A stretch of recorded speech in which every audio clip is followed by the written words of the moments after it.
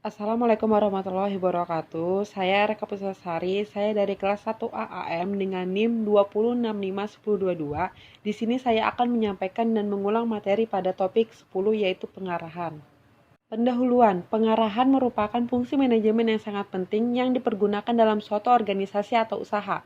Tujuan dari pengarahan adalah 1. Menjamin kontinuitas perencanaan, 2. Memudayakan prosedur standar, 3. Menghindarkan kemungkinan yang tak berarti, 4. Membina disiplin kerja, dan 5. Membina motivasi yang terarah.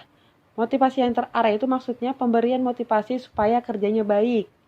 Terus kalau maksudnya dari menghindarkan kemungkinan yang tak berarti itu menghindarkan, makanya adanya pengarahan.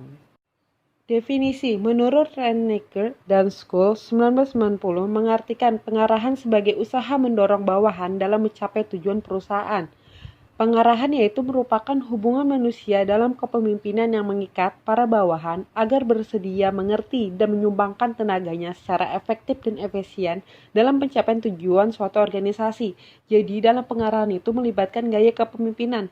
Jadi pimpinan itu harus membuat karyawannya mengerti.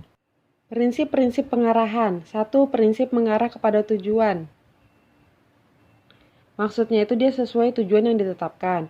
2. Prinsip keharmonisan dengan tujuan. Harmonis antara pimpinan dengan karyawan itu supaya bisa mencapai tujuan yang maksimal.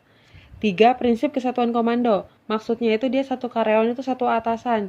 Jadi tahu kita akan bertanggung jawab dengan siapa. Contohnya, dalam sebuah kapal itu tidak boleh ada dua koda. Demikian pula di dalam sebuah usaha untuk setiap tindakan, setiap petugas harus menerima perintah hanya dari seseorang saja. Jadi, jika perintah datang dari satu sumber, maka setiap orang juga akan tahu kepada siapa ia harus bertanggung jawab sesuai wewenang yang telah diberikan kepadanya. 4. Prinsip pembagian kerja. Pembagian kerja itu adanya bidang-bidang, seperti semakin berkembang suatu usaha itu pastinya ada bidang-bidang. Yang diperhatikan oleh pemimpin itu adalah menempatkan orang harus dilihat sesuai dengan keahliannya. 5. Prinsip wewenang dan tanggung jawab. Setiap orang itu pasti memiliki wewenang dan tanggung jawab. Jadi supaya dapat mengerjakan tugasnya itu kan wewenang yang diberikan oleh pimpinan dan menjadi tanggung jawab bagi karyawannya. 6. Prinsip tertib dan disiplin. Maksudnya itu dia harus taat kepada aturan yang ditetapkan. Jadi segala susunan itu dengan prosedur. Maka karyawan itu dia lebih seperti sebuah usaha yang dilakukan dengan tertib dan disiplin akan dapat meningkatkan kualitas kerja karyawannya yang tadi. Dan meningkatkan kualitas kerja akan pula menaikkan mutu hasil kerja sebuah usaha. 7. Prinsip semangat kesatuan. Maksudnya itu dia harus merasakan senasib dan sepenanggungan dari pemimpin sampai karyawan untuk mencapai semangat kesatuan. Jadi suka duka harus bersama. Jadi dengan semangat dan kesatuan akan menghasilkan kerja yang baik. 8. Prinsip keadilan dan kejujuran. Keadilan itu dia diartikan sesuai kebutuhan, sesuai tingkatan, sesuai keahlian dan keterampilan. Jadi seperti kayak contohnya pendapatan. Pendapatan itu dia diberikan sesuai dengan tanggung jawab yang diberikan.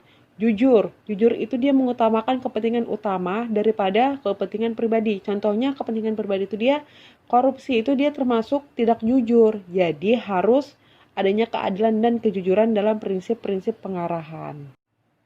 Cara-cara pengarahan ada 3, yaitu 1. Orientasi, 2. Perintah, dan 3. Delegasi wewenang. Orientasi itu adalah cara pengarahan dengan memberikan informasi yang perlu supaya kegiatan dapat dilakukan baik. Jadi tahapannya itu apa saja itu diberitahukan. 2. Perintah. Perintah dari pimpinan kepada orang berbeda di bawahnya untuk melakukan atau menanggulangi suatu kegiatan tertentu. Jadi kayak ada kalimat perintah seperti kamu harus kerjakan tugas ini ya, ini gitu. 3. Delegasi wewenang. Dalam pendelegasian wewenang ini, pimpinan melimpahkan sebagian dari wewenang yang dimilikinya kepada bawahannya. Aspek-aspek dalam pengarahan itu ada 3. 1. Motivasi, 2. Kepemimpinan, dan 3. Komunikasi. Motivasi. Pemberian semangat kepada karyawannya dengan sedemikian cara agar tujuan organisasi bisa tercapai. Jadi dia harus memberikan pujian seperti kerjamu bagus. Jadi dia bermotivasi. 2. Kepemimpinan. Seorang pemimpin dapat mengarahkan karyawannya untuk menjalankan tugas mereka dan mencapai tujuan organisasi. Harus bersikap adil kepada bawahannya dan mempunyai rasa sosial yang tinggi, serta bijaksana dalam pengambilan keputusan. Jadi dia harus kayak mempunyai rasa sosial yang tinggi, harus adil. Jadi seperti menanyakan kenapa kerjanya menurun. Jadi lebih perhatian kepada karyawannya. 3. Komunikasi merupakan hal yang sangat penting di dalam pengarahan.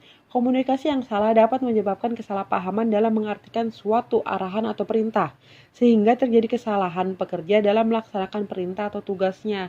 Jadi komunikasi ini kalau tidak baik, maka akan berdampak buruk, yaitu terjadinya kesalahpahaman.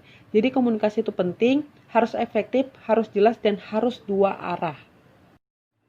Komunikasi yang efektif itu ada 4. 1. Pesan harus dirancang dan disampaikan semenarik mungkin. 2. Pesan harus menggunakan lambang-lambang tertuju kepada pengalaman yang sama sehingga sama-sama bisa dimengerti.